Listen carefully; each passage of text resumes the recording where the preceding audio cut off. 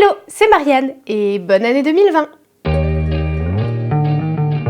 Donc ça y est, première vidéo de l'année 2020. Bon, je sais, il y a encore toutes les décorations de Noël derrière, mais vous vous en doutez, vu que la vidéo sort aujourd'hui, le 1er janvier, ça veut dire qu'il a fallu que je tourne cette vidéo bien avant, donc pendant les périodes de Noël, et puis en même temps, je trouve ça joli, donc voilà. Donc comme l'année dernière, je vais faire un petit bilan de ce qui s'est passé en 2019, un petit bilan de mes résolutions, et je vais également vous partager mes nouvelles résolutions pour l'année 2020. Je suis devant ma petite chaîne YouTube, et si on fait un petit bilan de ce qui s'est passé depuis un an, déjà j'ai pris 78 abonnés, je suis passée de 45 à 123 abonnés, donc ça peut paraître très peu par rapport à ce qu'on peut voir sur YouTube, mais je suis vraiment super contente qu'il y ait toutes ces nouvelles personnes qui me suivent, donc merci beaucoup si vous vous êtes abonné à ma chaîne. Au niveau du contenu, j'ai fait pas mal de DIY et ça j'en suis très contente, notamment l'écriture calligraphique, DIY vêtements, comment fabriquer une console d'entrée, son eau micellaire maison, sa lessive maison, et ça c'est vraiment des vidéos que j'ai beaucoup aimé produire, donc c'est clair que j'en ferai d'autres, ça y a pas de doute. Ensuite j'ai fait quelques vidéos plus axées botanique et ça c'est clair que je vais en refaire. J'ai eu pas mal de retours hyper positifs sur ma vidéo où je vous présente mes plantes d'appartement. Donc comme j'en ai quelques petites nouvelles qui sont arrivées dans l'appart, je pense que je vais faire un deuxième tour. J'ai fait donc la fameuse vidéo voyage, donc ça j'en reparlerai plus tard dans cette vidéo, mais va y avoir du nouveau aussi à ce niveau-là. J'ai fait quelques vidéos unboxing aussi, alors ça c'est pareil, apparemment ça a l'air de vous plaire. Je vais en refaire au moins une cette année, qui sera d'ailleurs le dernier unboxing des subscription box de Martia, parce que ce sera la dernière qu'elle produira. Je vous avais expliqué la dernière fois que j'hésitais un petit peu à arrêter mon abonnement, parce qu'il y avait beaucoup de petits tubes en plastique, et niveau écologique c'est pas super top.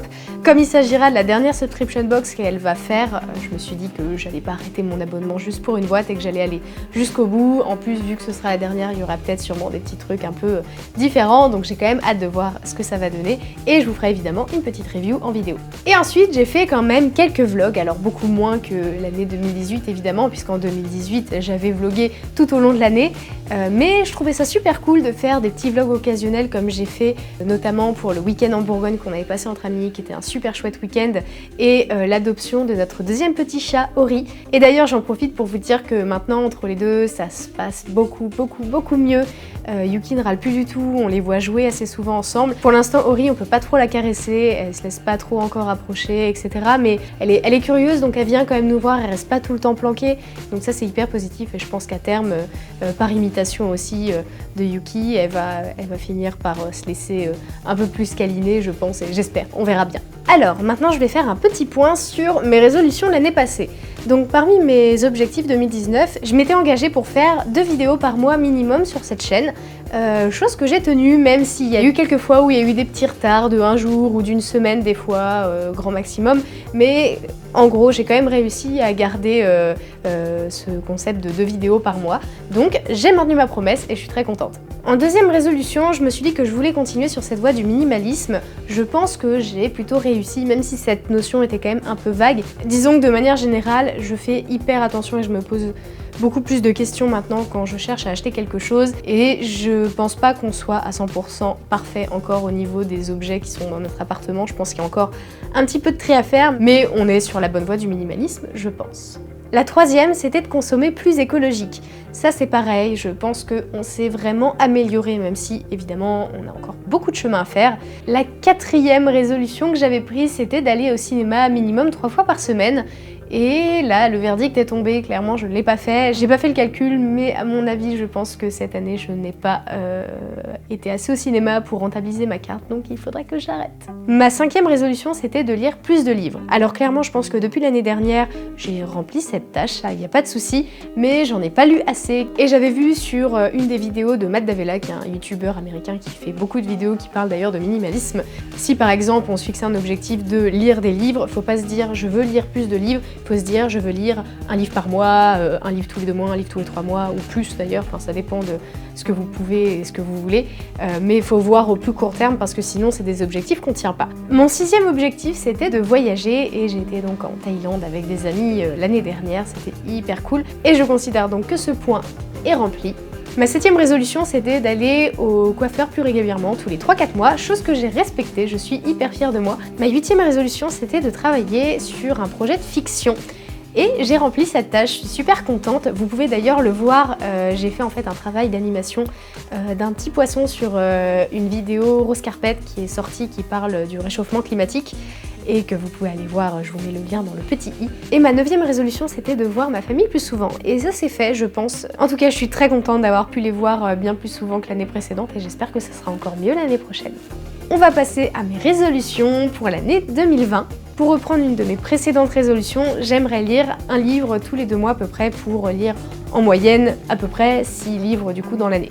Deuxième résolution, et pas des moindres, me marier. Donc ça voilà, c'est une résolution qui peut paraître un peu stupide parce que c'est en train d'être planifié donc ça va arriver, mais c'est quand même quelque chose qui va se passer qui va être assez important dans cette année 2020, donc c'est pour ça que je l'ai intégré à mes résolutions. Troisième résolution, dans la continuité de la deuxième, c'est de préparer notre voyage de noces. Et du coup, on ira en voyage de noces à peu près un petit peu moins d'1 an après notre mariage. Voilà.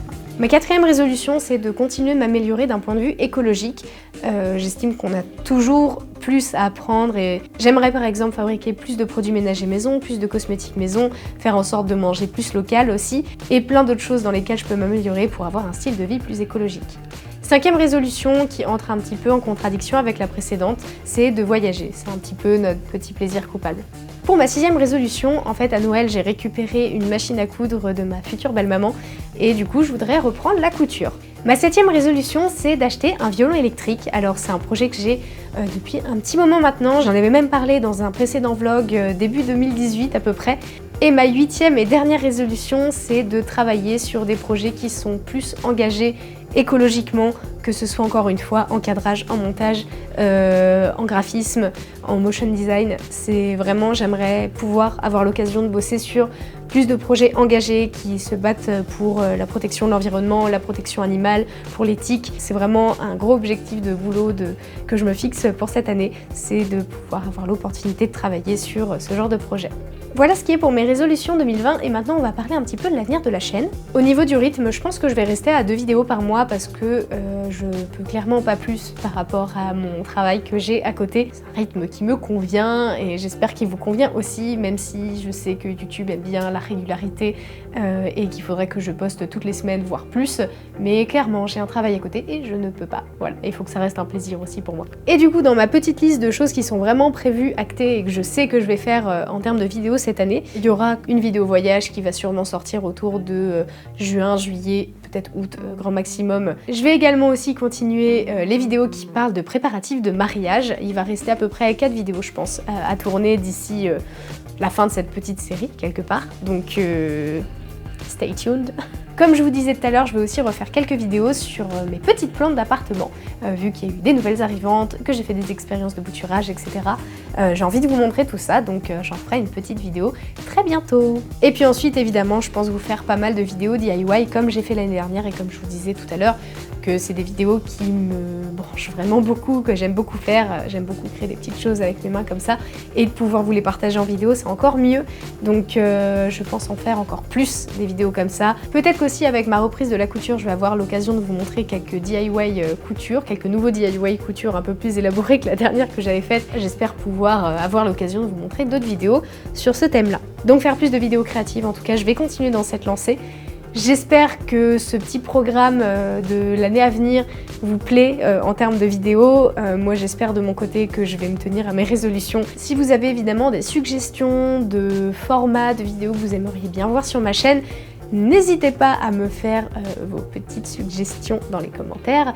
Et je le dis jamais, je sais, mais si jamais ce planning vous intéresse, n'hésitez pas à vous abonner à ma chaîne pour pouvoir suivre tout ça. Moi, je suis très contente qu'on soit déjà beaucoup plus que l'année dernière, donc je serais très contente d'avoir des nouveaux potes sur cette chaîne. Donc abonnez-vous, ça me ferait très plaisir. Et je vous dis à très vite pour une prochaine vidéo.